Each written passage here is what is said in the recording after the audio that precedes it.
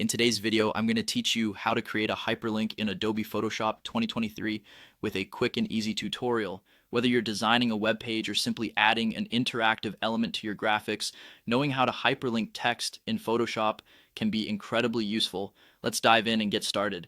To begin, you first need to open Adobe Photoshop and create a new canvas. This canvas will serve as your workspace, so feel free to set its dimensions according to the needs of your project. If you're aiming for web use, a smaller canvas might be ideal.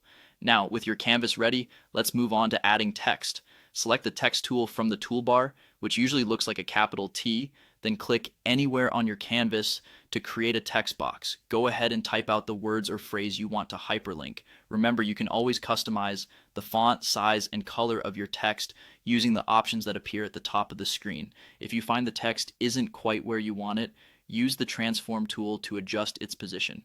Just click on Edit in the main menu, hover over Transform, and choose the desired transformation type. Next comes the part where we will designate the area for the hyperlink using the Slice tool. You'll find this tool nestled in the toolbox, typically right below the crop tool. It may be hidden under a different tool, so keep an eye out for a small triangle at the bottom right of the icon indicating more options. Once you pick the Slice tool, click and drag to draw a rectangle around the text you wish to link. This action creates a slice, which is an interactive area that you can assign a URL to later on. Now let's save our work and move towards making it web ready. Head up to the File menu and choose Export and then Save for Web Legacy. This function is key for preserving slices designed for the web. A settings panel will pop up where you can choose the file format. Typically, JPEG or PNG is a safe bet, but choose what's best for your specific needs. Be sure to check your preset options and ensure a balance between quality and file size. Finally, it's time to save the file in a way that retains the hyperlink functionality. When prompted to save, make sure you save your document with an HTML extension.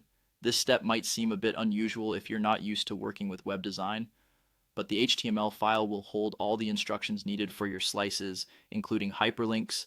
There you have it, a simple yet effective way to create hyperlinks in Adobe Photoshop 2023.